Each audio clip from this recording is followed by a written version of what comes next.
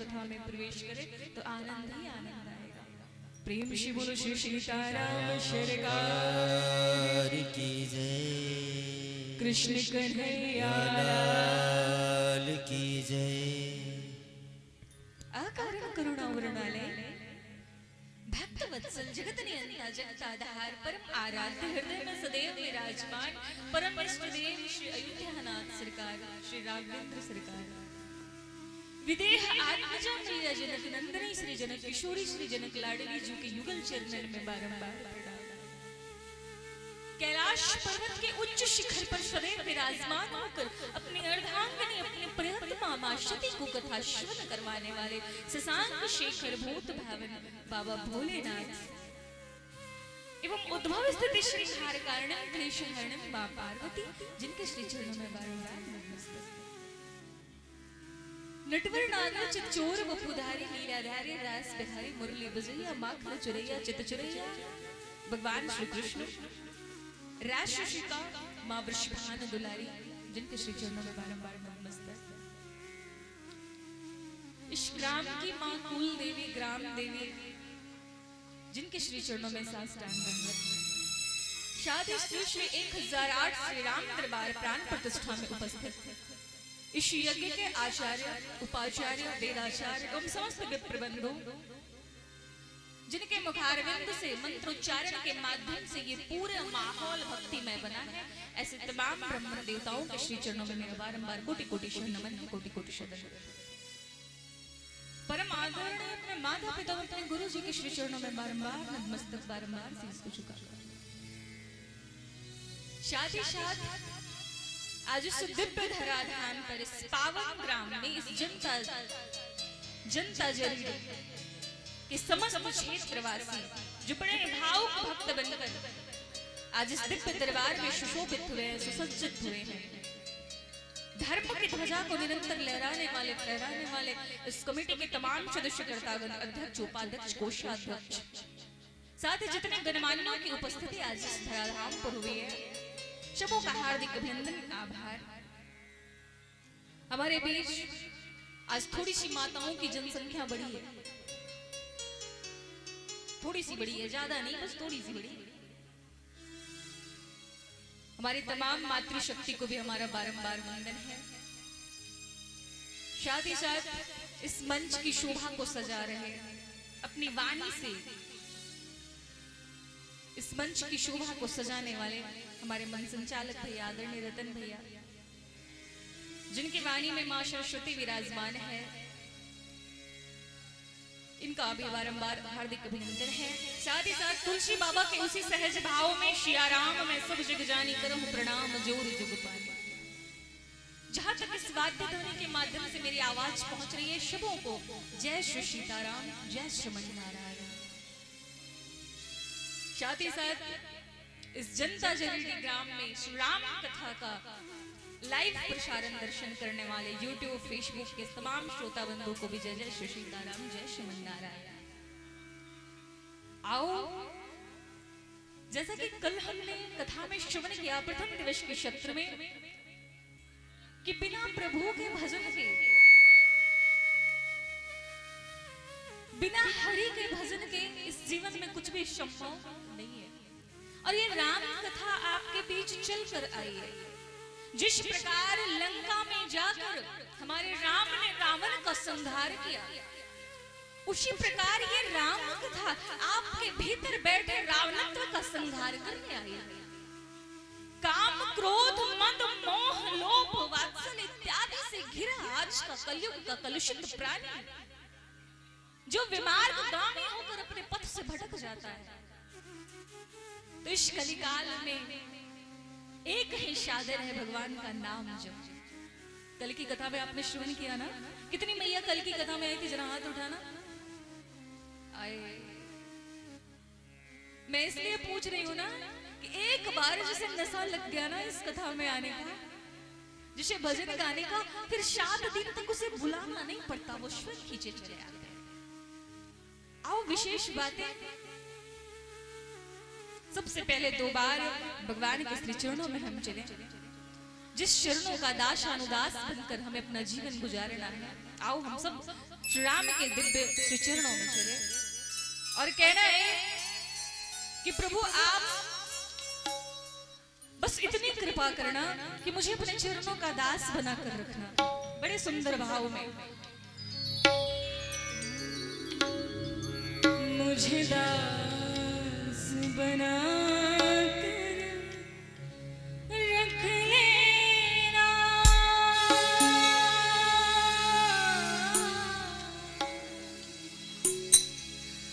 सिया राम तू अपने चरणों। सभी गाना मिलकर गाना। सिया राम तू अपने चरणों, सिया राम तू अपने चरणों में, मेरे राम तू अपने चरणों, मेरे राम तू अपने चरणों। मुझे दास बना रख लेना,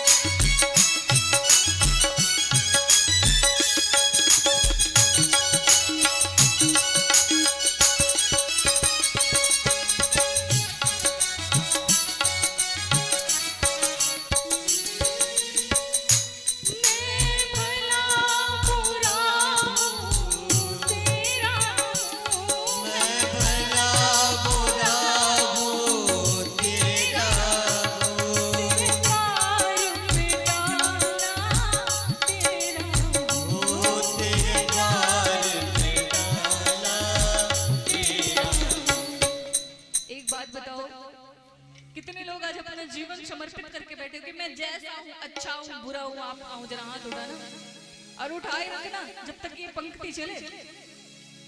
जो ये चाहते हो कि मैं भला हूँ, बुरा हूँ, लेकिन आपका हूँ, उठाओ दोनों हाथ, बोलो मैं भला बुरा हूँ, तेरा हूँ, मैं भला बुरा हूँ, तेरा हूँ, तेरे द्वार पे डाला तेरा हूँ, वो तेरे द्वार पे डाला तेरा हूँ। मुझे जाकर जाने दे,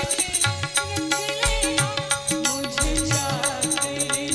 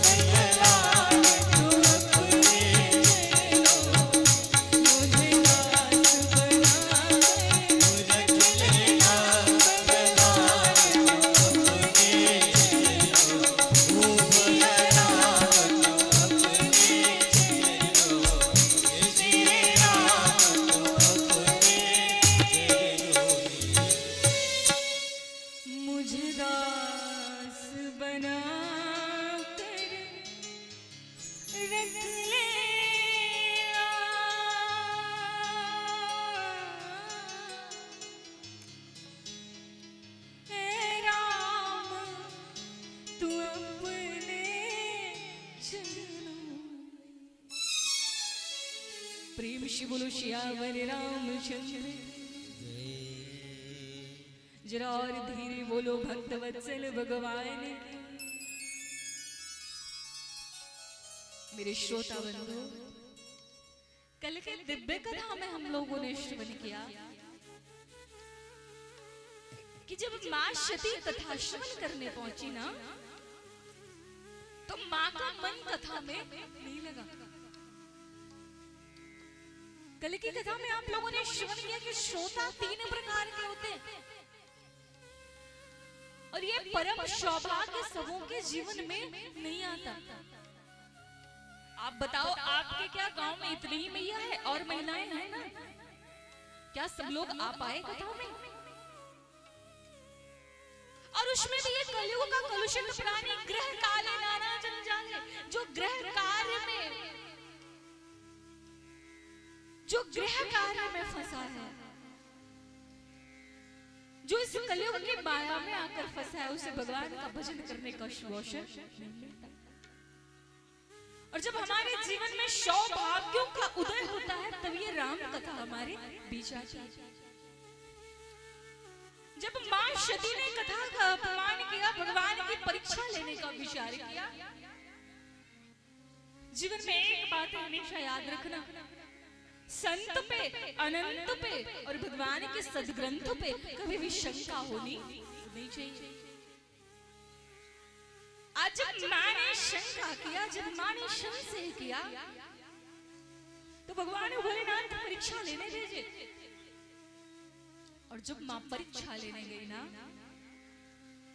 तो मां सीता का वेश बनाकर गई उस मायापति की माया को जांचने, जिसकी माया इस पूरे संसार पर व्याप्त है। व्यक्ति अपने जीवन में सब कुछ बहुत बढ़िया ढंग से करता है महाराज, खाना पीना, उठना बैठना, सारे कार्य को करना, सारे रिश्ते को निभाना, सब नाते को निभाना, लेकिन एक कार्य भूल जाता है, एक वो रिश्ता भूल जाता है जो संसार के पहले भी था और संसार के बाद भी होगा। आज जब मां परीक्षा लेने पहुंची है, जब सीता का वेश बनाई है, भगवान ने देखा है, भगवान शिव ने जब इस रूप का दर्शन किया है कि मेरी पत्नी सती ने मेरी मां सीता का वेश धारण किया, तो क्रोधित नहीं हुए हैं, गुस्सा नहीं हुआ है, बहुत ही प्रेम से गई समीप महेश हंसी पूछी कुशला, लिन्ह परीक्षा कवन विधि असत्य कहूं सब बात। अब यहाँ दर्शन करेंगे आप, यहाँ भगवान भोलेनाथ ने पहले ही कह दिया था कि तुम सत्य कहना, तुम झूठ ना कहना। सती मां ने झूठ का सहारा लिया, मां ने उस परम पिता के समक्ष झूठ बोला, तीनों लोगों के स्वामी जो त्रिकालदर्शी। और जब भगवान ने ध्यान धर कर देखा, भगवान शंकर ने तो विचार किया कि यदि मैं इस रूप से, यदि सती की इस देह से मैं प्रीति करता हूं, तो ये भक्ति मार्ग के लिए गलत होगा। मेरे कथा प्रेमियों, यदि कोई मनुष्य आपके साथ गलत करे ना, तो आपसे वो जब जब मिलेगा तो आपको उसकी बुराई याद आएगी कि अरे इसने मेरे साथ ऐसा किया था। याद आएगी कि नहीं? अरे हाँ या ना बोलो। भगवान भोलेनाथ ने भी विचार किया कि जब जब मैं अपनी पत्नी सती को देखूंगा, तब तब मुझे मेरी मां का दर्शन होगा, और यदि इस शरीर से मैं प्रीति करता हूं, तो ये भक्ति मार्ग के लिए गलत होगा। जो करे सती सन प्रीति मिटई भगति पति होई अनीति, ये अनीति होगा महाराज। भगवान ने कुछ नहीं किया, समाधि धारण कर लिए। और यहाँ पर दर्शन करने योग्य बात है कि हमारे भगवान शंकर ने कहा है कि मेरी सती की कोई गलती इसमें नहीं है, हरि इच्छा भावी बलवान। भगवान की इच्छा के बिना कुछ नहीं होता। इसमें भी सती की, हमारे हरि की कोई इच्छा नहीं है। यहाँ पर सीखने योग्य बात है मैया भगवान शंकर ने मां सती के भीतर अवगुण को नहीं देखा है, गुण को देखा है कि सती ऐसा नहीं कर सकती। जीवन में यदि रिश्ते को बनाकर रखना हो, यदि संबंध स्थापित करना हो, तो अवगुण देखना बंद करो, दोष देखना बंद करो, गुण देखना प्रारंभ करो। क्योंकि विधि परपंच गुण अवगुण साना, इस विधि के विधान में कोई ऐसा प्राणी नहीं है जिसमें अवगुण ना हो, जिसमें अवगुण ना हो। अच्छा, मैं ये एक बात बताना विचार करके, आपने कभी जल और दूध की मित्रता देखी है, दोस्ती देखी है जल और पानी की? अरे मैया बोलो ना, दूध और पानी की मित्रता कभी देखा है आपने? जब आप दूध में पानी मिला दो ना, पानी मिश्रित दूध को यदि आप बाजार में बेच दो ना, तो वो पानी भी दूध के भाव बिक जाता है। बिकता है कि नहीं? दूध में चाहे जितना भी पानी मिला लो, वो दूध के भाव बाजार में पानी बिक जाता है। इतनी प्रगाढ़ मित्रता है महाराज। उसी पानी मिश्रित दूध को यदि आप चूल्हे की आंच पर चढ़ा दो, तो इस प्रगाढ़ मित्रता को देखते ही पहले पानी जलता है, दूध नहीं जलता, पहले पानी सूखता है। जब पानी सूख रहा होता है तो दूध इस दृश्य को देखता है कि मेरे कारण मेरा मित्र जल रहा है, सो दूध उफान मारता है, दूध ऊपर आता है। और मेरी माँ जैसे दूध ऊपर आता है ना, हम मैया जाती है और जाकर पानी के 2 बूंद छींटे मार देती है, दूध फिर से शांत हो जाता है। इतनी प्रगाढ़ मित्रता है दूध और पानी की। उसी मित्रता में, उसी दूध और पानी में महाराज एक बूंद नींबू का रस मिला दो। समझ रही हो बात को? एक बूंद नींबू के रस को मिला दो, दूध और पानी हमेशा के लिए ऐसा पृथक पृथक होगा, ऐसा अलग होगा जैसे वर्षों से इसका कोई संबंध रहा ही नहीं। इसी प्रकार यदि रिश्ते में कपट रूपी खटाई पड़ जाए ना, तो वो रिश्ता समाप्त हो जाता है। और भगवान भोलेनाथ ज्ञान घाट के वक्ता है, वो अपना ज्ञान प्रदर्शित कर रहे हैं, मैया पर क्रोधित न होकर हंस रहे हैं, मुस्कुरा रहे हैं, पूछ रहे हैं, सती बताओ तुमने भगवान की परीक्षा कैसे ली? यहाँ पर भगवान भोलेनाथ के ज्ञान का दर्शन कर सकते हैं। जब भोलेनाथ ने भगवान की इच्छा पर सौंप दिया है कि हरि इच्छा भावी बलवाना, मैं क्या कर सकता हूँ, इसमें हमारी हरि की कोई इच्छा नहीं होगी। जैसे ही ऐसा कहा ना महाराज, फिर से हरि नाम संकीर्तन में जुट गए, फिर से भगवान का भजन करने लगे, फिर से राम राम राम राम करने लग गए। क्योंकि इस नाम से मधुर, इस नाम से पावन कोई नाम है ही नहीं। एक बार आप भी जरा मेरे साथ बोलो, मधुर मधुर नाम सीताराम सीता, बोलो।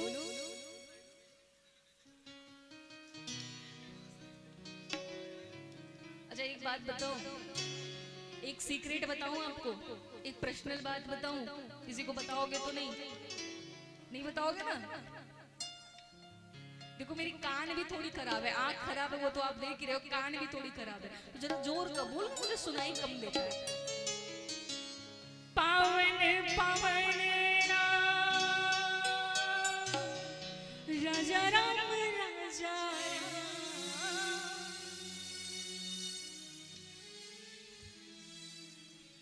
मधुर मधुर नाम सीताराम सीताराम, मधुर मधुर नाम सीताराम सीताराम, पावन पावन नाम राजा राम राजा राम, पावन पावन नाम सीताराम सीताराम, मधुर मधुर सीताराम सीताराम, ओ मधुर मधुर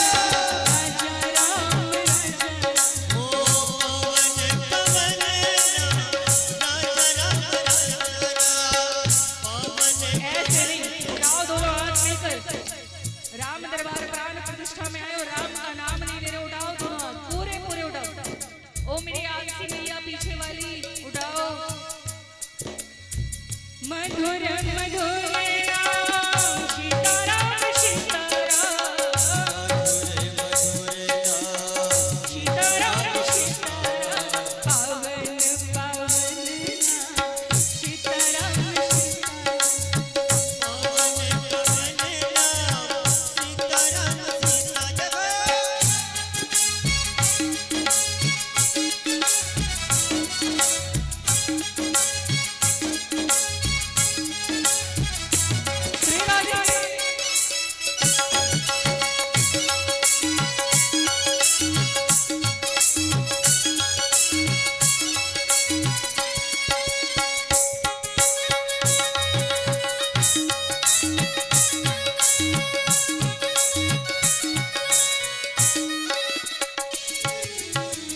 मधुर मधुर नाम सीताराम सीताराम प्रेम से बोलो श्री सीताराम सरकार। मेरी माँ जब भगवान समाधि धारण किए ना, ठीक उसी समय माँ सती ने पूछना प्रारंभ किया है कि हे सत्य के धाम, हे प्रभु आप किस कारण हेतु समाधि धारण किए, आप हमें सत्य सत्य बताएं। ये स्वभाव होता है हमारा जीवन में, हम भले ही कितना भी झूठ बोल लें, सामने वाले से हमेशा उम्मीद होती है, आशाएं होती कि वो सच बोले। 87,000 वर्षों तक बाबा की समाधि लगी रहती है, और जब समाधि खुलते ही मैया सती एक अद्भुत से दृश्य का दर्शन करते हैं। आकाश मार्ग की ओर से सारे देवी देवता नाग किन्नर गंधर्व असुर नर मुनि सभी आकाश मार्ग से कहीं जा रहे हैं। नारद बाबा ने मैया सती से कहा कि मैया आप नहीं जा रही। कहा नारद तुम कैसी बात करते हो, कहां जाना है। नारद बाबा ने कहा माँ ये सारे देवता आपके पिता राजा दक्ष प्रजापति ने यज्ञ का आयोजन किया है, क्या आप अपने पिता के घर यज्ञ में नहीं जा रहे? क्या माँ आपको न्योता नहीं मिला, आपको निमंत्रण नहीं मिला? मैया सती ने कहा क्या राजा दक्ष प्रजापति मेरे पिता के घर यज्ञ का आयोजन, तो मुझे निमंत्रण नहीं? तो क्या हुआ, मैं बिटिया हूं, माता के घर, पिता के घर, गुरु के घर, प्रभु के घर बिना बुलाए भी जाना चाहिए। हाँ, बुलाने की आशा नहीं रखनी चाहिए। आजकल हम यहीं पर बुलाने की सबसे ज्यादा आशा रखते हैं महाराज। हमारे माता पिता तो एक बेटे से बहुत प्यार करते हैं, दूसरे से तो नहीं करते, हम भी उनसे प्यार नहीं करेंगे, हम भी उनसे प्रेम नहीं करेंगे।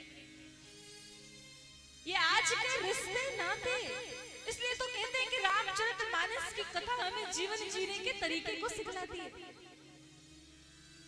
जैसे ही माँ ने कहा है कि नारद बाबा माता के घर, पिता के घर, गुरु के घर, सखा के घर बिना बुलाए नहीं जाना चाहिए। अरे क्या हुआ, यदि निमंत्रण नहीं मिला तो कोई बात नहीं, मेरे अंदर रक्त तो, मेरे भीतर रक्त तो दक्ष प्रजापति का दौड़ रहा है, मैं जाऊंगी।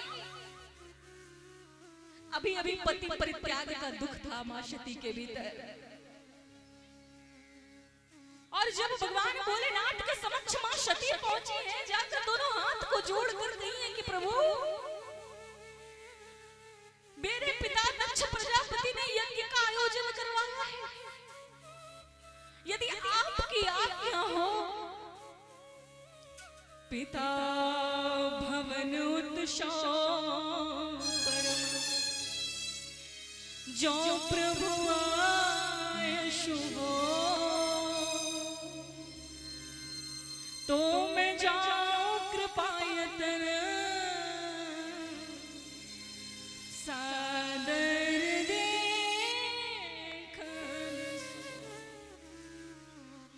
हे नाथ, मेरे पिता के घर यज्ञ का आयोजन, यदि आपकी आज्ञा हो तो मैं जानना चाहती हूँ मेरी मैया, इस चौपाई से आप बहुत कुछ सीख सकते हो।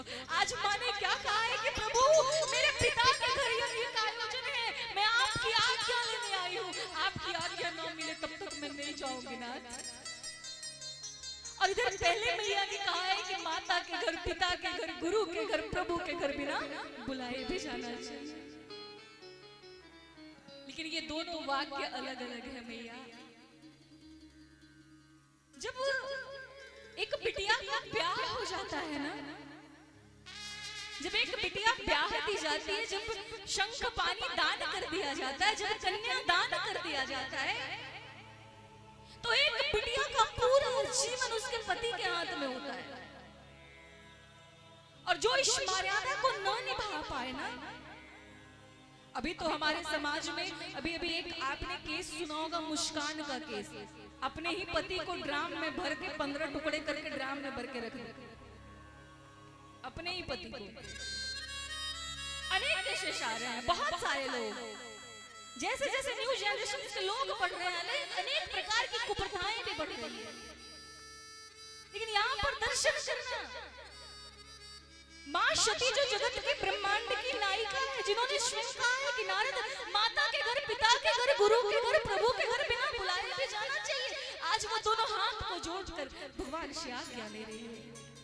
हे भोलेनाथ, यदि आपकी आज्ञा हो तो क्या मैं जाऊं अपने पिता के घर? क्योंकि महिलाओं का जीवन तुलसी बाबा व्यक्त करते हैं, कर्तव्य सिर जीना रे जगमा, कर्तव्य सिर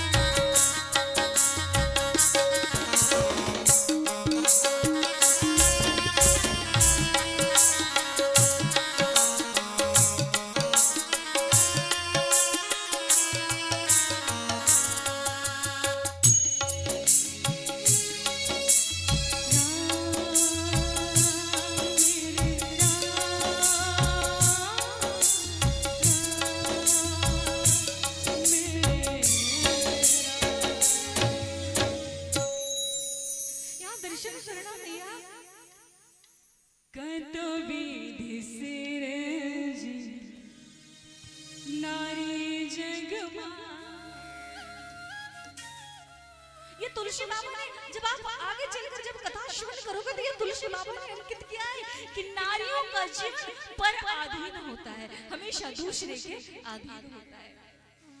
आप विचार करके देखना मेरी माँ, जब बिटिया छोटी सी होती है ना, जब बिटिया छोटी होती है ना, तो उसे कहते हैं अरे बिटिया अकेले कहीं मत जाओ, अपने पिता के साथ जाओ। थोड़ी और बड़ी हुई ना, जब युवा अवस्था को आई ना, तो और भी डर होता है, कहते हैं बिटिया अपने भाई के साथ जाओ।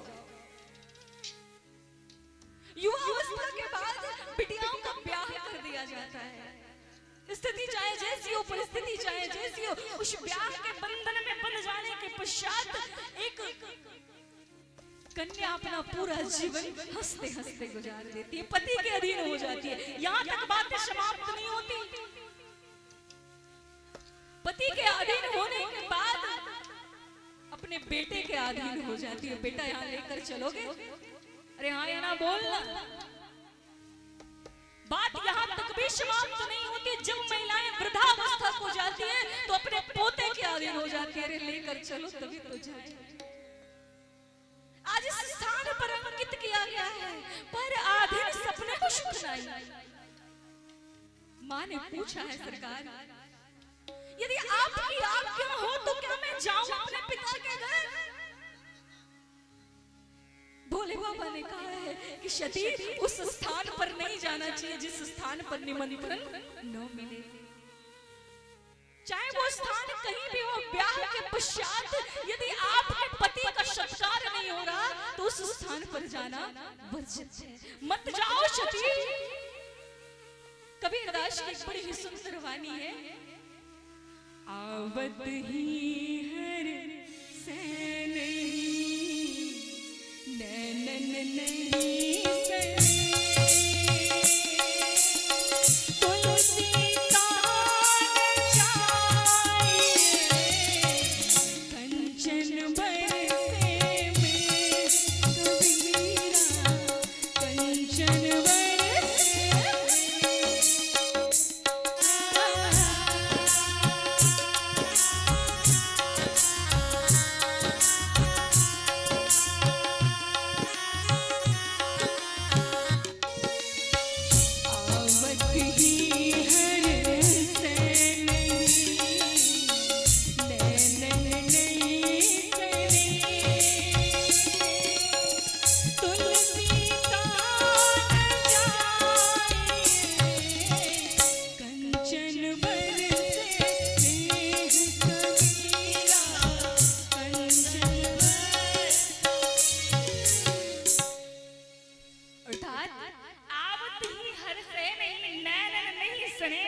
तुलसी तहान जाइए चाहे कंचन बरसे में। उस स्थान पर कभी नहीं जाना चाहिए जहां देखकर आपको लोगों की आंखें खुश ना हो जाए, जहां हर्ष ना हो जाए। आज भोलेनाथ ने अनेकों प्रकार से समझाया है। मैया नींद तो नहीं आ रही ना? पीछे वाली मैया नींद आ रही है क्या? आपने कल वादा किया था मुझसे। अच्छा आप ये मत सोचना कि मैं आपको देख नहीं पाती हूं। आपके पास कितनी आंखें हैं? दो है ना? दो ही है ना? हमारे पास भी दो ही है। लेकिन देखो इन केस क्या हुआ, दो और दो चश्मा तो दो दूनी। बड़ा दूर का देखती हूँ मैं महाराज। मैं देख रही हूँ कौन मैया सो रही है, कौन मैया बात कर रही है, मुझे सब दर्शन हो रहा है। प्रेम से बोलो भक्तवत्सल भगवान की, प्रेम से बोलो श्री अयोध्यानाथ सरकार की। यहाँ पर जब मां ने अनुमति ली है, बहुत प्रकार से भोलेनाथ ने समझाया है कि सती उस स्थान पर मत जाओ। और फिर जब मैया न मानी है तो भगवान भोलेनाथ अपने दो गणों के साथ मां को विदा किए हैं। और जब मां अपने पिता के घर राजा दक्ष प्रजापति के घर जा रही हैं, अच्छा एक बात यहाँ पर सोचने योग्य है कि जब सारे देवी देवता नाग किन्नर गंधर्व जब सबको निमंत्रण मिला तो भोलेनाथ क्यों छूट गए? यहाँ पर बड़ी सोचने वाली बात है कि आखिर राजा दक्ष प्रजापति ने क्यों निमंत्रण नहीं दिया भोलेनाथ को? ये रामचरितमानस में अंकित नहीं है मैया, बहुत ध्यान से सुनना। एक समय की बात है, एक बार सारे देवताओं की सभा लगाई गई। उस सभा के नायक हुए राजा दक्ष प्रजापति। बहुत ध्यान से सुनना। जब राजा दक्ष प्रजापति उस सभा के नायक हुए, उस सभा का संबोधन कर रहे थे। सारे देवता ब्रह्मा विष्णु महेश इंद्रादि देव सभी सभा में बैठे हैं। जब राजा दक्ष प्रजापति उस सभा में पहुंचे, उस दरबार में पहुंचे,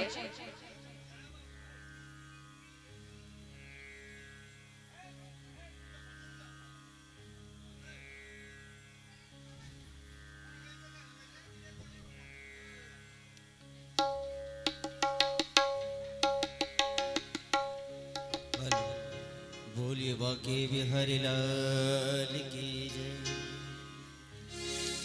सभी अपने अपने स्थान को यथाशीघ्र ग्रहण करें। प्रेम से बोलेंगे भक्तवत्सल भगवान। और जो लोग बैठे हो वो मजे लेकर बड़े आनंद के साथ हमारे साथ गाओ जब तक लोग बैठ न जाए। बोलिए बाके बिहारी लाल की। ठाकुर हमरे अवध बिहारी, हम हैं अवध बिहारी। ठाकुर हमरे अवध बिहारी, हम हैं अवध बिहारी। जय जय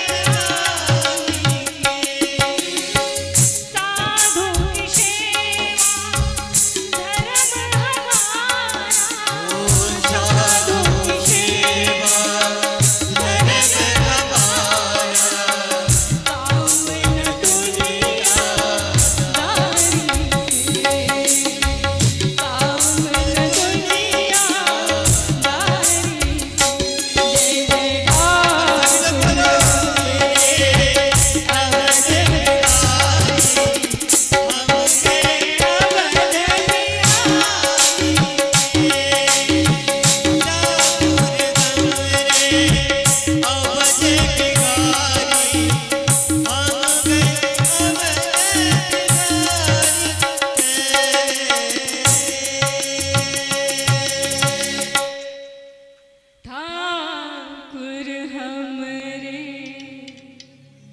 अवध बिहारी, हम हैं अवध बिहारी। प्रेम से बोलो अयोध्या नाथ सरकार की। मेरी कथा प्रेमियों, जब देवताओं की सभा लगी, उस सभा का संबोधन कर रहे हैं राजा दक्ष प्रजापति।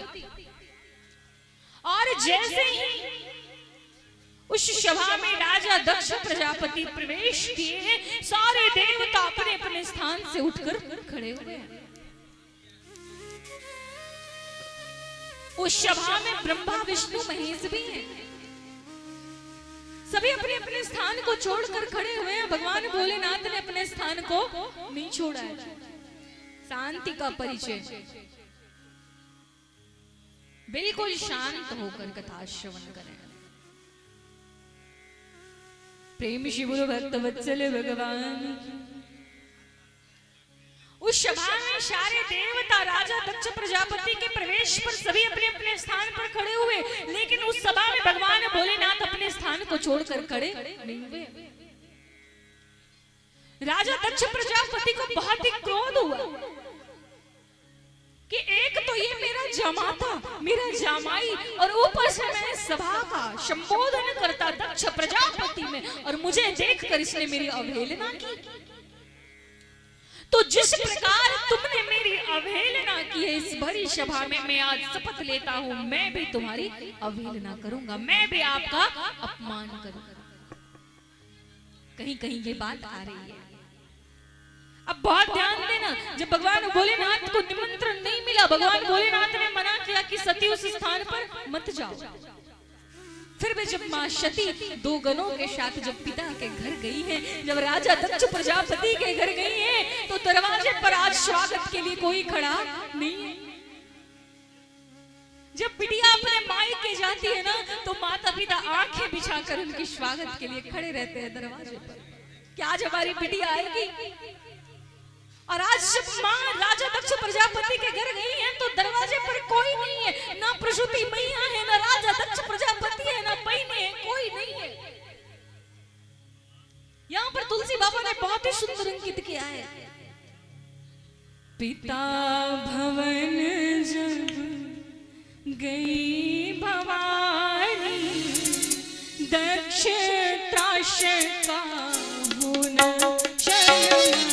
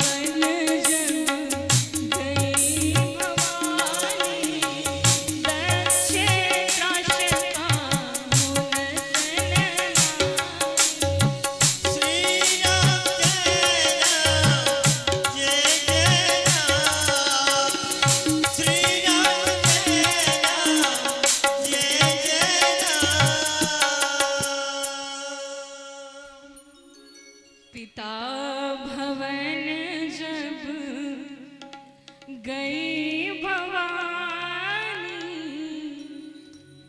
दक्ष त्रास का होना शर्मानी। पिता भवन जब गई भवानी, जब माँ अपने पिता के घर पहुंची है तो आज सामने कोई नहीं है, आज दरवाजे पर कोई नहीं है। सारी बहनें देखकर मुस्कुरा रही है, मैया नहीं। सारी बहनें अपने आप में देखकर मुस्कुरा रही है। रे देखो सती बिना बुलाए आई, सती बिना बुलाए आई, सती को किसी ने नहीं बुलाया। जब इस दृश्य को माँ सती देख रही है तो प्रगाढ़ दुख हो रहा है भीतर ही भीतर। और अब जब माँ प्रसूति ने देखा है तो मैया ने कहा है कि बेटी बैठो ना। यहाँ पर मैया के शब्द में अलंकार है। मैया ने कह दिया है बिटिया यहाँ नहीं बैठो, बेटी बैठो ना। इस स्थान पर मत बैठो जिस स्थान पर तुम्हारे पति का कोई सत्कार नहीं है, कोई इज्जत नहीं है, कोई प्रतिष्ठा नहीं है। इस स्थान से चले जाओ। माँ ने विचार किया है, माँ सती ने, कि जाकर यज्ञ मंडप का दर्शन किया जाए। जब माँ यज्ञ मंडप के दर्शन के लिए प्रस्थान कर रही है महाराज, तो सारे देवताओं का स्थान देखिए, ब्रह्मा का स्थान, विष्णु का स्थान, सारे देवता का स्थान पाइए, भगवान भोलेनाथ के स्थान को कहीं नहीं पाइए। जब भोलेनाथ के स्थान को माँ सती ने कहीं नहीं देखा है तो मन ही मन में मानो व्याकुल हुई है और क्रोधाग्नि में धधक रही है कि ये मैंने क्या कर दिया।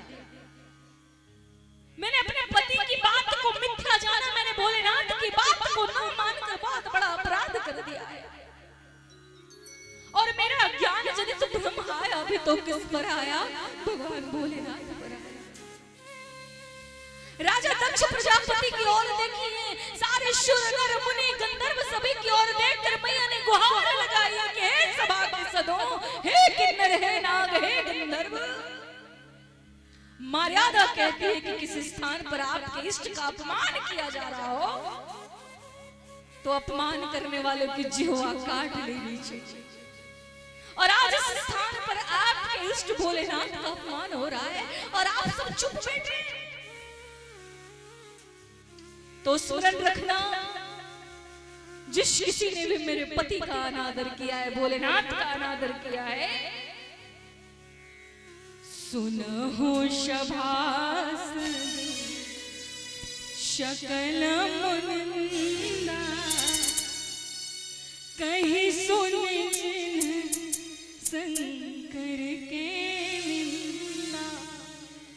हे सभा के सदों, हे नाग, हे किन्नर, हे गंधर्व, हे सुर, हे नर, हे मुनि, जिस किसी ने भी मेरे पति का के अपमान में, जिसने भी मेरे पिता का साथ दिया है, उसका अभी अभी विनाश निश्चित है।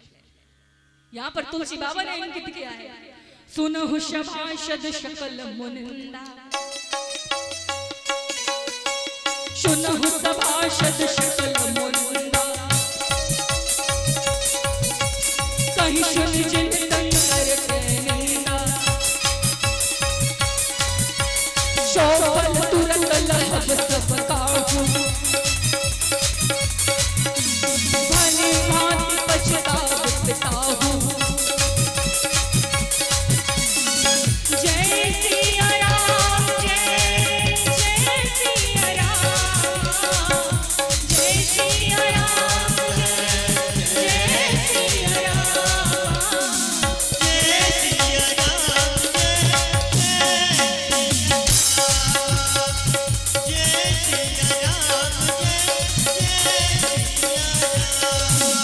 सुनहु तमाशद कलम मुंदा ए मां क्रोधाग्नि में धधक रही है मां की ज्वाला जल रही है क्रोधाग्नि में मां धधक कर कह रही है कि हे सदा सदो जिस किसी ने भी मेरे पति का अपमान किया है सो पल तुरंत लहब सब काहू भली भांति पछताव पिताहू सुनहु समास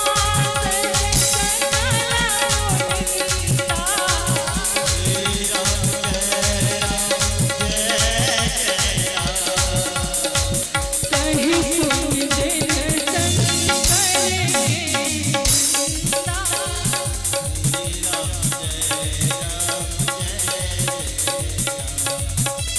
चौपल तुरंत लहब बताऊं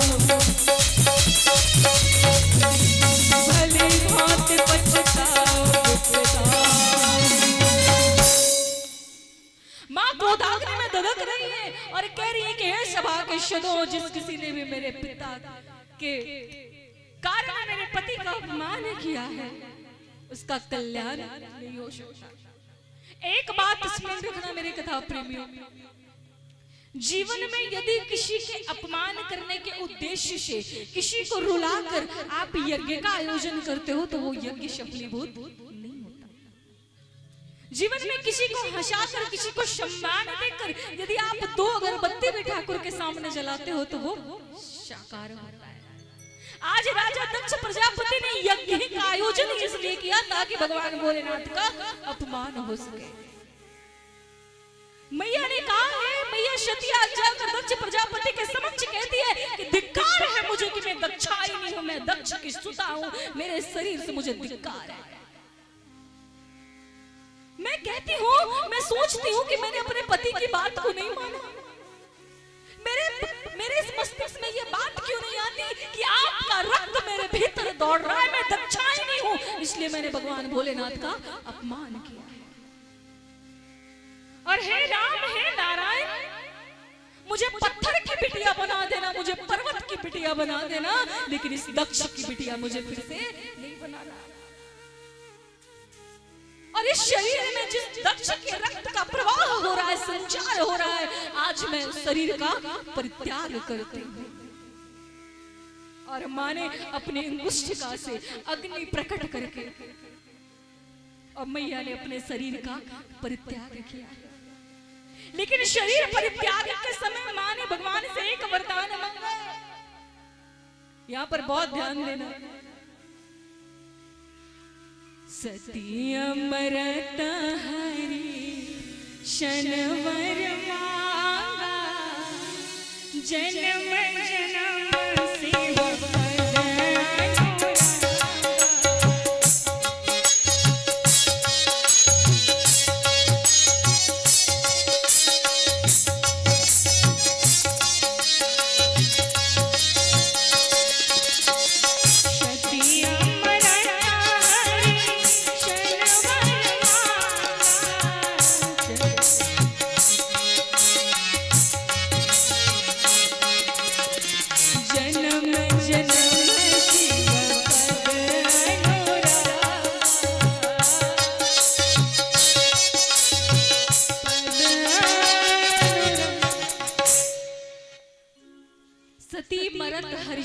अनुरागा। जन्म जन्म शिव पद अनुरागा। मैया सती ने जब शरीर का परित्याग किया तो बस एक ही वरदान मांगा कि जन्म जन्मांतर कल्प कल्पांतर युग युगांतर तक मेरे स्वामी भगवान भोलेनाथ ही रहे। अच्छा मैया, आज के जमाने में ऐसा होता है, आज पति पत्नी में थोड़ी सी अनबन हो गई तो पत्नी कहती है मैं तो चली अपने मायके,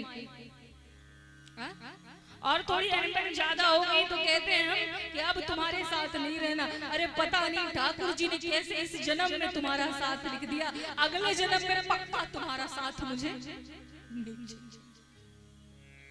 हमारे पूज्य महाराज श्री कहा करते हैं कि ये सारी बातें बिल्कुल झूठ होती है। लोग कहते हैं कि हम तुम्हारा साथ नहीं छोड़ेंगे, कहते हैं ना, पति पत्नी एक दूसरे के साथ कसम खाते हैं कि हम तुम्हारा साथ नहीं छोड़ेंगे, रिश्ते नाते। लेकिन क्या ये रिश्ते नाते टिकते हैं महाराज?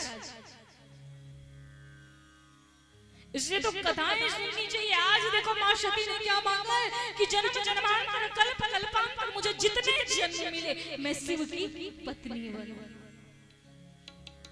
और जब माँ ने भगवान शेष वरदान मांगा है, अपने शरीर का परित्याग कर दिया और शरीर परित्याग जब किया है तो दो गण पूरे यज्ञ का विध्वंस करना प्रारंभ किए हैं महाराज। और इस बात की खबर लगी है भगवान भोलेनाथ के पास। भगवान भोलेनाथ ने जैसे ही सुना है कि सती ने अपने शरीर का परित्याग कर दिया, अपनी जटाओं की केस में से एक केस निकालकर दम से धरती पर फटकाए, जिससे वीरभद्र प्रकट हुआ। और वीरभद्र आकर समस्त यज्ञ का विध्वंस करके राजा दक्ष प्रजापति के मस्तक को काटकर पूरे यज्ञ का सर्वनाश कर देता। और भगवान भोलेनाथ जब देखते हैं कि सती ने शरीर का परित्याग कर दिया है तो हाँ सती करके माँ सती के अधजले शरीर को अपने कांधे पर लेकर तांडव करना प्रारंभ करते हैं। ओम नमः शिवाय, ओम नमः शिवाय, हर हर भोले नमः शिवाय। आप मिलकर गाओ। जटाधरा शिव जटाधरा, हर हर भोले नमः शिवाय। भस्माधरा शिव भस्माधरा, हर हर भोले नमः शिवाय। मिलकर ओम नमः शिवाय, ओम नमः शिवाय, हर हर भोले नमः शिवाय। ओम नमः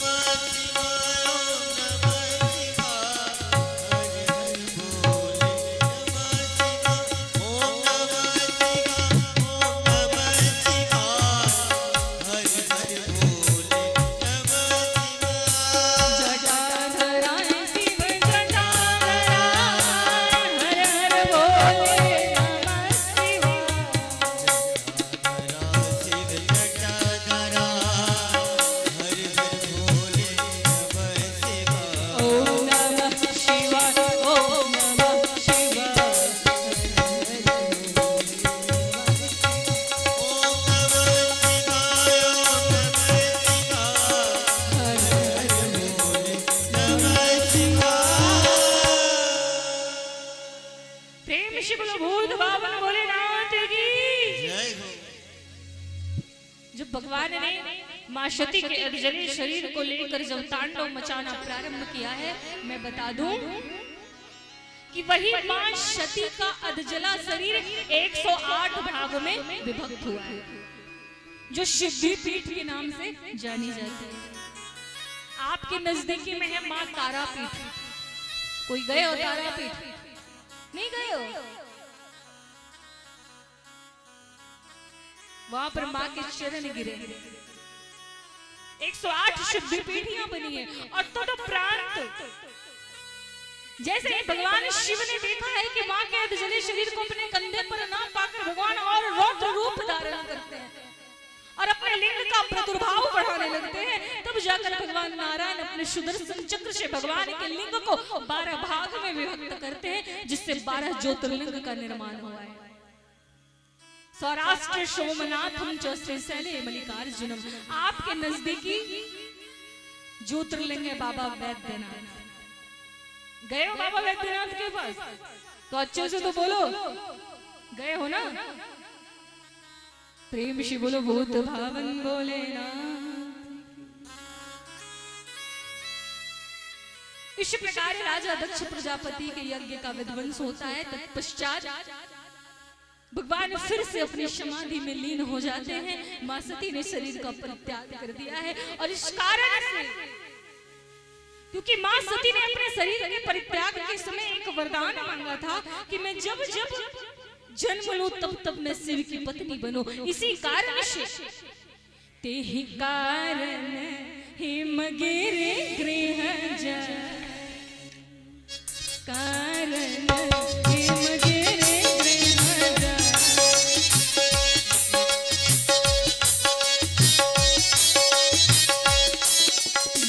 ते ही कारण हिम गिरे गृह जाई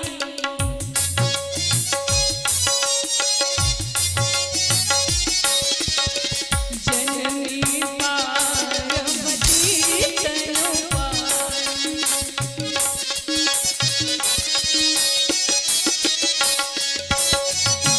जननी पार्वती तनु इसी कारण से मां सती का जन्म राजा हिमांचल के घर पर्वतराज के घर मां पार्वती के रूप में हुआ। प्रेम से बोलो मैया पार्वती की, जरा और धीरे बोलो मैया पार्वती की। अच्छा, जब आप जय बोलते हो तो झुकते क्यों? महाराज कोई गलत कार्य कर रहे हो क्या? अरे वो जनता जनेडी के ग्रामीण हो, कोई गलत कार्य कर रहे हो? आप कर रहे हैं मैया गलत काम, तो जय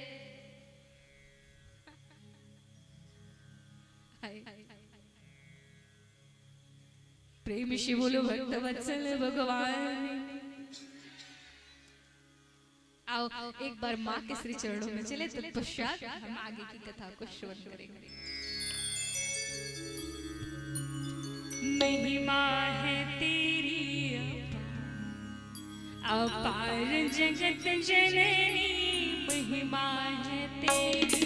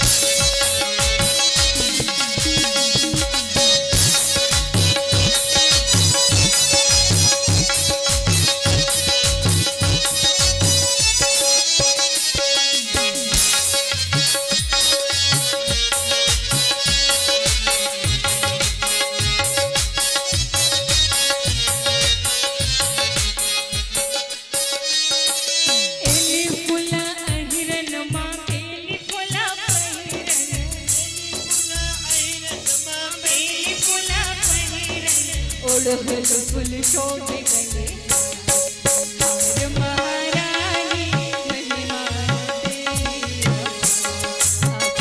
जगत जननी।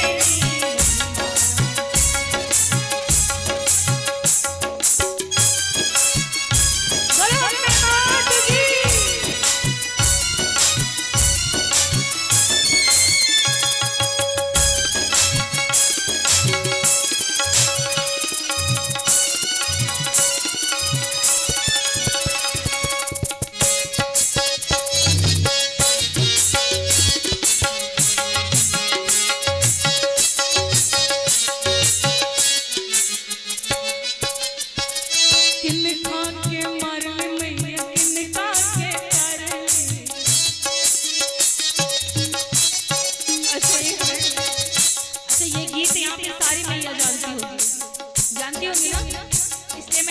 सुन के तो गा रही हूँ, आप गा रही थी ना, आप ही का सुन के मैं गा रही हूँ। मिलकर सारे लोग माँ, जितने भी माताएं बैठी सब लोग मिलकर गाओ।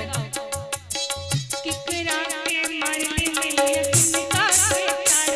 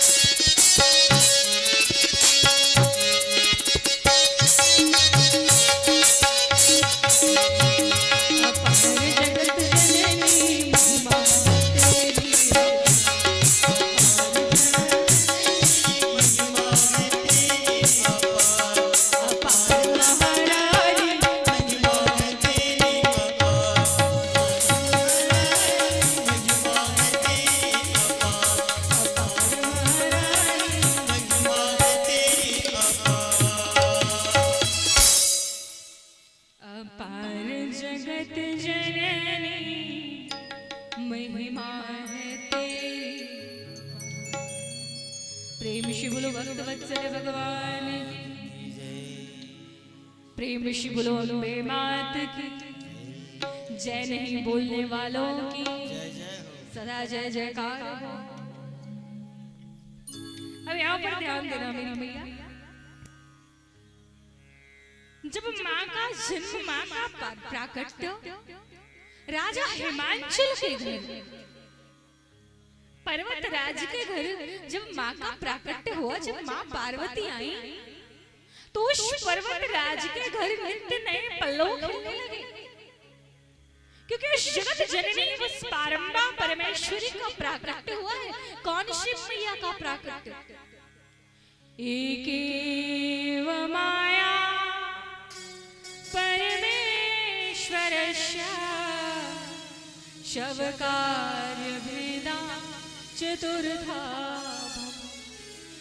भोगे भवानी समरक्ष दुर्गा प्रलय च काले पुरुषस्य विष्णु। उस माँ का अवतार हुआ जो जरूरत पड़ने पर माँ शारदे है, माँ सरस्वती है, माँ लक्ष्मी है, माँ अन्नपूर्णा है और वही माँ काली भी है। जब पर्वत राज के घर, सैल राज के घर जब पारंबा का प्राकट्य हुआ तो पर्वत राज के घर नित्य नए पल्लव खिलने लगे, नदियों में उमाड़ आने लगा, चिड़ियां चहचहाने लगी, सारे पेड़ पौधे नौ पल्लव सब आपस में टकराने लगे कि माँ का प्राकट्य हुआ। सारे पूरी प्रकृति में मानो ऐसा प्रतीत हो रहा है जैसे पूरे ब्रह्मांड को आनंद आ गया हो। एक आज माँ का प्राकट्य हुआ है, उस शक्ति का प्राकट्य हुआ है जिस शक्ति के बिना शिव अधूरे हैं। जब माँ का प्राकट्य हुआ राजा हिमांचल, रानी मैनावती बड़ी प्रसन्न है और पार्वती माँ धीरे धीरे धीरे धीरे बड़ी हो रही है और नित्य भगवान की पूजा करती है, नित्य भगवान में ध्यान लगा। आज की बिटिया को यदि कह दो ना, आज की बिटिया को यदि कह दो कि बेटा जरा मंदिर जाओ ना, जरा पूजा करो ना, तो नहीं करेंगे। और कह दो कि बेटा जरा टिकटॉक पे रील्स बनाओ ना, नाचो ना जरा। आज तो ट्रेंड चला है महाराज। आजकल पहले यदि बहू बेटियों पर कोई आंख दिखाए तो महाभारत हो जाता था। द्रौपदी पर दुशासन ने हाथ डाला था चीर हटाने के लिए तो महाभारत हो गया। और आज यदि बेटियों को, बहुओं को अच्छे कपड़े पहनने कह दो तो महाभारत हो जाता है। नहीं होता? आज जितने कटे फटे छटे कपड़े पहनो उतना बड़ा फैशन है। नहीं होता? सच सच बताना। आज की बिटिया को यदि कह दो मंदिर जाना है, पूजा करना है, तो कहती ना बाबा ना, हमसे ये सब नहीं होगा। यहाँ की बिटियाएं बहुत अच्छी हैं जो कथा भी श्रवण कर रही हैं, आकर बैठ रही हैं, कथा श्रवण कर रही हैं। मुझे तो आश्चर्य हो रहा है कि बच्चे भी आकर यहाँ कथा श्रवण कर रहे हैं। धन्य है इस जगह के लोग, धन्य है इस स्थान के लोग। एक बार आप अपने बच्चों के लिए जोरदार ताली हो जाए। आप बड़े ही सौभाग्यशाली हो जो आपके बच्चे भी कथा में आ रहे हैं महाराज। नहीं तो ऐसे सौभाग्य सबों के पास नहीं होता। माँ पार्वती नित्य भगवान शिव की आराधना करती, नित्य पूजन करती, नित्य पाठ करती। और जब माँ की लगन भगवान में लगी है तो एक रोज नारद बाबा का प्राकट्य हुआ है। हरि गुण गाते वीणा बजाते नारद बाबा आए। जब नारद बाबा राजा हिमांचल के घर आए हैं ना, सैल राज बड़ आदर कीन्हा पद पखारे हर आसन दीन। बड़े आदर के साथ, बड़े सत्कार के साथ सैल राज राजा दक्ष, राजा हिमांचल नारद बाबा को उचित स्थान पर बिठाए और कहा है कि नारद बाबा मेरे साम्राज्य में सब कुछ बहुत अच्छा चल रहा है, मेरी बिटिया का प्राकट्य भी हुआ है, लेकिन आप मेरी बिटिया के हाथ की रेखा देखकर बताएं कि मेरी बिटिया के भाग्य में क्या लिखा है। जिस प्रकार सारे माता पिता चिंतित होते हैं अपनी बिटिया के भाग्य के लिए कि न जाने हमारी बिटिया के भाग्य में क्या लिखा है, राजा हिमांचल और मैनावती रानी चिंतातुर है कि पता नहीं हमारी बिटिया के भाग्य में क्या लिखा है। नारद बाबा से कहा है कि नारद बाबा आप जरा मेरी बिटिया की हस्तरेखा देखकर बताइए कि मेरी बिटिया के भाग्य में कैसा जमाना है। नारद बाबा ने जैसे ही मां पार्वती के हाथ को देखा है ना, बोल पड़े कि ये तो उमा है, अंबिका है, भवानी है। यहाँ पर तुलसी बाबा लिखते हैं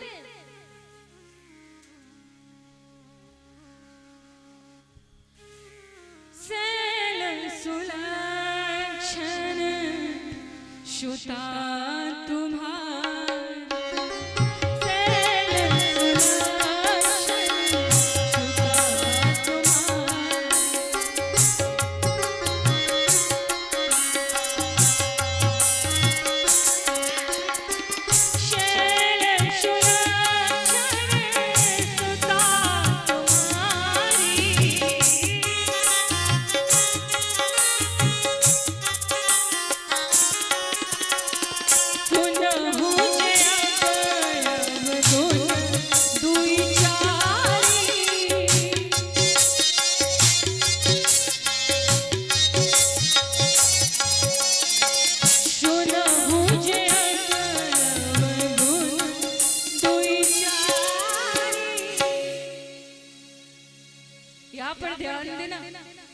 मैया नींद आ रही है क्या? पीछे वाली मैया को नींद आ रही है क्या? नहीं ना? सैल सुलक्षण शुता हे महाराज, हे सैलराज, आपकी बिटिया के भीतर लक्षण नहीं है, 100 लक्षण है। लक्षणों की धाम है। नाम उमा, अंबिका, भवानी। उमा है, अंबिका है, पारब्रह्म परमेश्वरी है, सारे गुण ही भरे हैं। बड़े प्रसन्न हुए हैं सैलराज। और तब तक नारद बाबा ने कहा है, लेकिन महाराज सुनो गुण दुई चारी। महाराज आपकी बिटिया के भीतर भाग्य में 2-4 अवगुण भी हैं। अब महाराज जैसे ही राजा हिमांचल ने सुना है कि मेरी बिटिया के भीतर अवगुण है, तो बड़े ही भयभीत हुए हैं कि मेरी बिटिया के अंदर अवगुण। महाराज यदि बिटियाओं में 100 में से 99 गुण हो और 1 अवगुण हो, तो पहले उस अवगुण को देखा जाता है कि नहीं? सही सही बताना। महिलाओं में यदि 100 में से 99 गुण हो और 1 अवगुण हो, तो पहले उस अवगुण का दर्शन करवाया जाता है। इसलिए तो कहा जाता है कि बेटों को संस्कार देना चाहिए, बेटे को काबिल बनाना चाहिए, लेकिन उससे 2 गुना बेटियों को बनाना चाहिए। राधे श्याम रामायण की एक चौपाई कहती है, पुरुष कर ले कितनों को विचार, विचार किया जाता नहीं। महिला पथ से गिर जाए तो उसे जीने का अधिकार है। सनातन धर्म की महिलाएं, यदि सनातनी महिलाएं अपने धर्म से विमार्गगामी हो जाए, पथ से पथहीन हो जाए, तो उसे जीने का अधिकार नहीं होता। महाराज चंद्रमा में दाग हो ये बर्दाश्त हो सकता है, ये मुमकिन है, लेकिन सनातनी महिलाओं में कोई दाग नहीं होना चाहिए। आज जैसे ही नारद बाबा ने कहा है कि आपकी बिटिया के भीतर 2-4 अवगुण है महाराज, नेत्रों से शीतल अश्रु की धारा बह रही है, क्योंकि जान रहे हैं होगा वही जो मेरे नारायण ने लिख कर रखा है। जिन्होंने सृष्टि को बनाया वही तो ये सृष्टि चला रहे हैं। हम और आप हेतु हैं, हम और आप कुछ कर नहीं सकते। तभी एक बहुत ही सुंदर भाव है, रचा है सृष्टि को जिस प्रभु ने, वही ये सृष्टि चला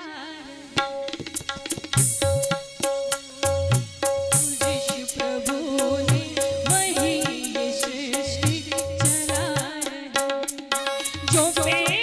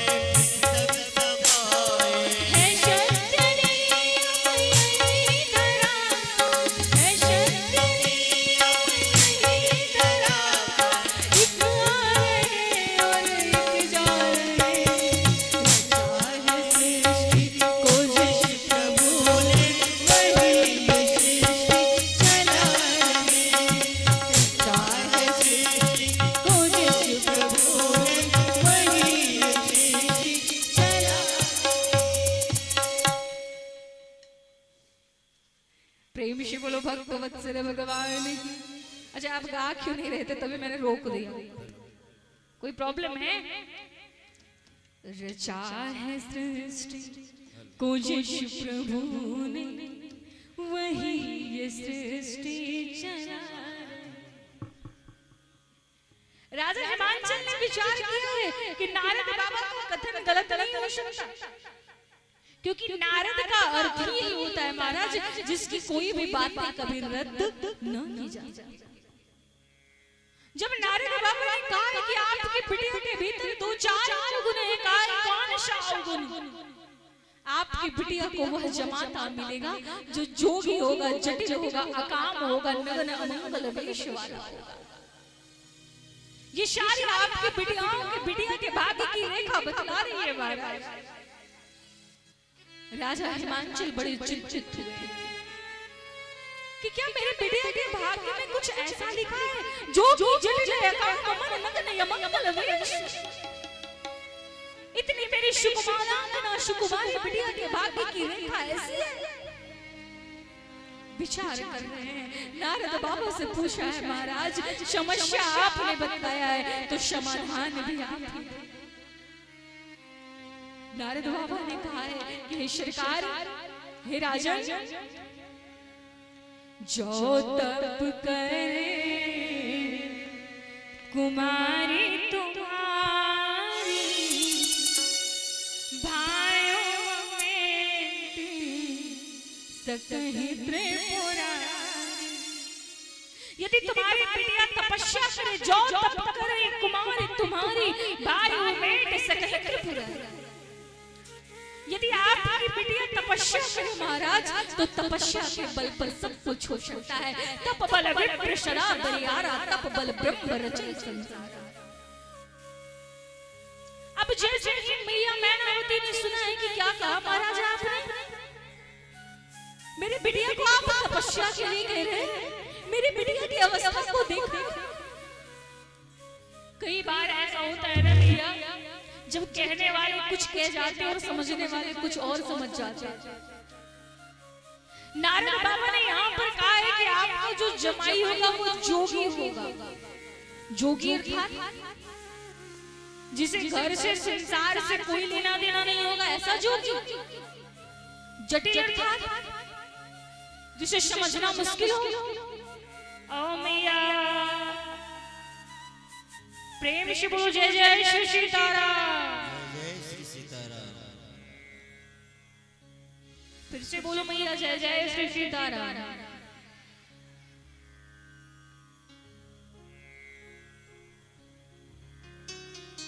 अब यहाँ पर दर्शन करना बस 5 मिनट की बात है। मैं 5 मिनट में कथा को पूर्ण ले रही हूँ। मैं समझ रही हूँ कि आपको भी बड़े गड़बड़ी है। अब जैसे ही कहा है नारद बाबा ने कि राजा हिमांचल, जो भाग्य में लिखा है वो टाला नहीं जा सकता। यदि आपकी बिटिया तपस्या करे तो आपकी बिटिया के भाग्य की रेखा को भगवान भोलेनाथ बदल सकते हैं। जैसे इतना कहा है, माँ पार्वती बड़ी प्रसन्न हुई है कि मेरे जन्म जन्मांतर कल्पांतर की है ये रट आज स्वीकार कर ली गई है। और इधर राजा हिमांचल और मैनावती रानी दोनों बड़े चिंतित थे कि महाराज ने सुकुमारी को मैं तपस्या के लिए भेज दूं। एक पिता का स्वप्न होता है, एक पिता अपनी बिटिया के लिए स्वप्न देखता है कि मेरी बिटिया का ब्याह वैसे घर में हो जिसके घर के सामने भी कोई दुखी ना हो। हर माता पिता ये कामना करते हैं। और क्या आज मैं अपनी बिटिया को तपस्या के लिए जंगल में भेज दूं? आज माँ पार्वती उसी कथन को समझा रही है। हे पिताजी, होई है सोई जो राम रचिरा, होई है सोई जो राम रचिरा, होई है सोई जो राम रचिरा,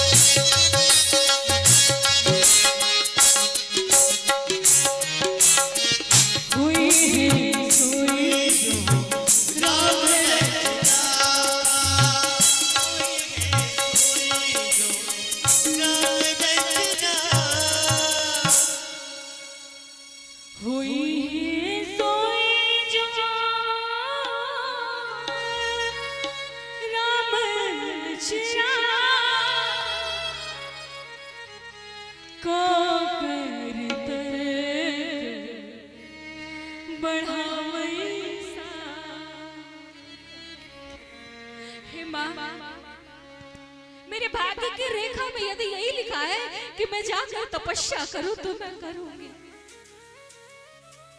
नारद बाबा के वचन कभी गलत नहीं हो सकते।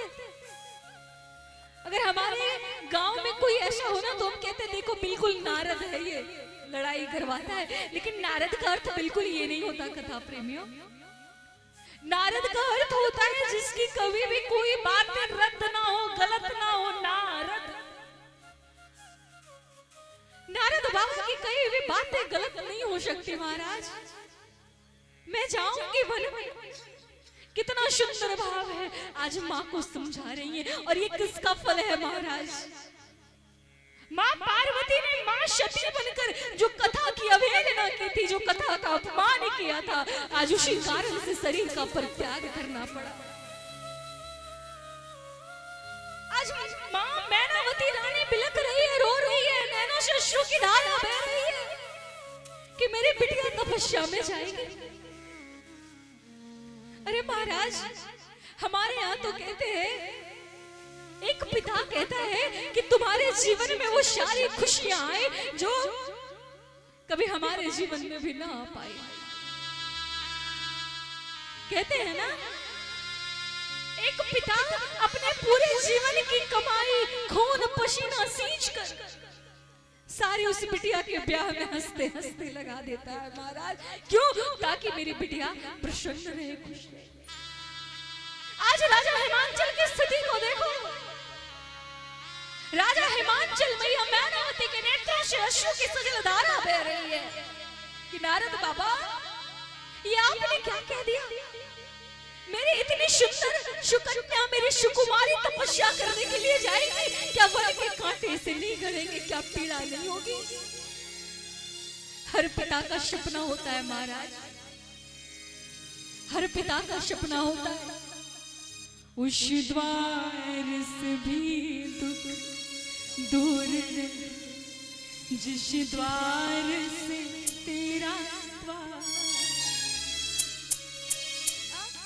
हर पिता की इच्छा होती है बीते तेरे जीवन की घड़ियां, आराम की ठंडी छां, कांटा भी न चुभने पाए कभी मेरी लाडली तेरे पास। एक पिता से पूछो, उस द्वार से भी दुख दूर रहे, जिस द्वार से तेरा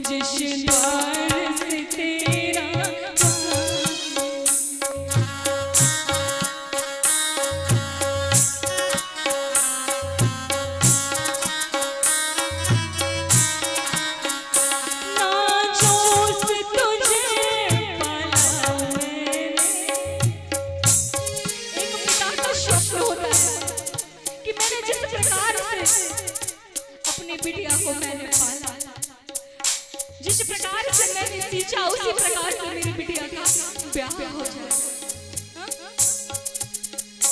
ना जो से तुझे पाला मैंने, फूलों की तरह कलियों की तरह।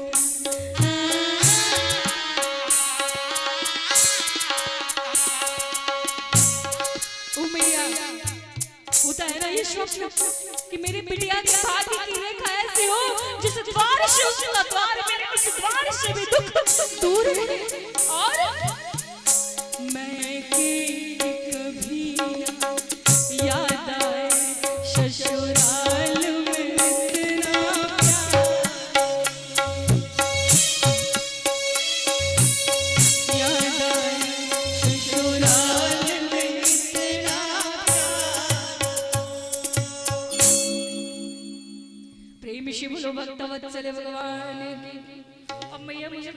डायलॉग देने लग जाएगी, देखो रुला रही है बेकार का, कितनी सारी मैया के नेत्र सजल हो चुके। ये तो महाराज आज विचार करने योग्य बात है। जब राजा हिमांचल को नारद बाबा ने कहा है कि आपकी बिटिया को तपस्या के लिए जाना पड़ेगा, जरा विचार करके देखना, वह सुकुमारी तपस्या के लिए जा रही है और इतनी कठोर तपस्या का वर्णन है ना, जितनी कठोर तपस्या श्री रामचरितमानस में किसी ने नहीं किया है, उतना मां पार्वती ने किया है भगवान भोलेनाथ को पाने के लिए। कितना सुंदर तुलसी बाबा ने यहाँ पर अंकित किया है। कछु दिन भोजन बारी बता, कछु दिन भोजन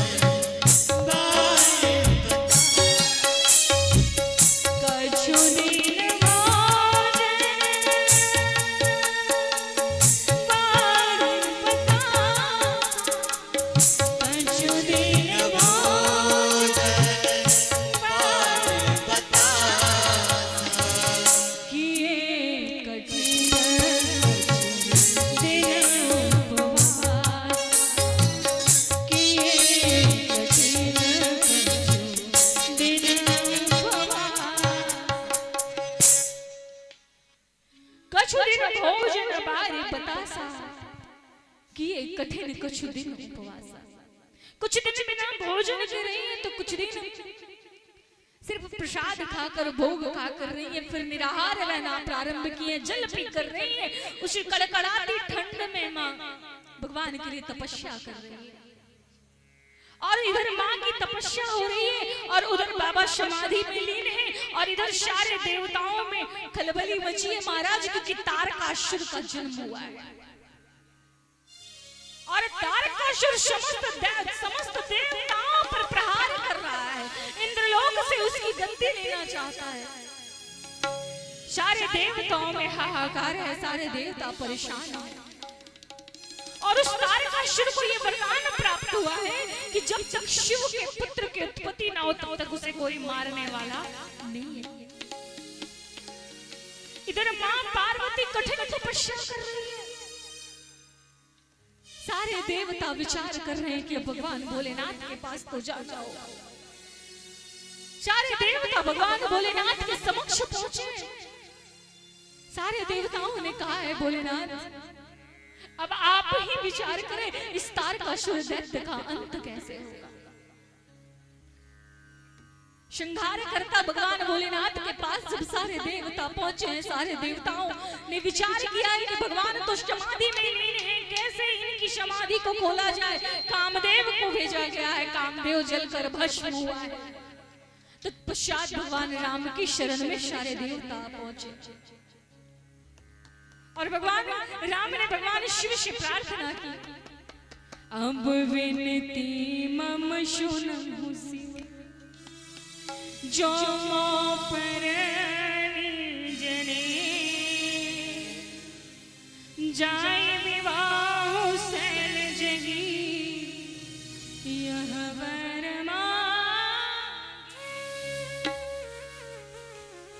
अब विनती मम सुनहु शिव, जो मोह पर जने। यदि आपका मुझ पर सच्चा स्नेह है तो आप एक बात को सुन ले, जाकर ब्याह कर ले सरकार। इधर मां तपस्या में लीन है, कठिन तपस्या में। भगवान भोलेनाथ को जैसे ही देवताओं ने कहा कि ब्याह कर ले, तो भगवान भोलेनाथ ने कहा मुझसे ब्याह करेगा कौन। एक तो मैं बौराहा, ऊपर से मैं दुवाहा। एक तो मैं बौराहा बाबा, ऊपर से मेरी दूसरी शादी, तो मुझसे शादी करेगा कौन। का अभी मां पार्वती तपस्या में लीन है, आपको वर पाना चाहती है। भगवान भोलेनाथ ने कहा है पार्वती ने मेरे भगवान की, मेरे आराध्य की परीक्षा ली थी ना, जाकर मेरे राम की परीक्षा ली थी ना। इस युग में मां पार्वती को भी परीक्षा से गुजरना पड़ेगा। सारे सप्त ऋषिगण पहुंचते हैं माँ के पास। माँ पार्वती से कहते हैं कि उस जोगी में, उस जटिल में, उस नगन मंगल वेश वाले में क्या रखा है, आप भगवान विष्णु से विवाह रचा ले। मैया कहती है जन्म कोटि लगी रगर हमारे, जन्म कोटि लगी रगर हमारे, जन्म कोटि लगी रगर हमारे।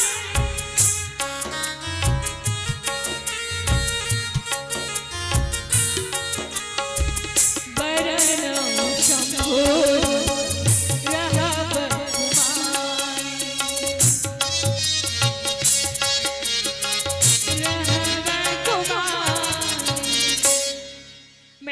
करूंगी तो भोलेनाथ से, अन्यथा मैं कुंवारी रह जाऊंगी। प्रेम से बोलो भूत भावन भोलेनाथ की, प्रेम से बोलो श्यावर रामचंद्र। अब इधर जैसे ही देवता गए हैं तो माँ पार्वती की परीक्षा हुई। तत्पश्चात भगवान भोलेनाथ के विवाह की शुभ घड़ी। किनके ब्याह की? बोलो भैया, किनके ब्याह की? जोर से बोलो।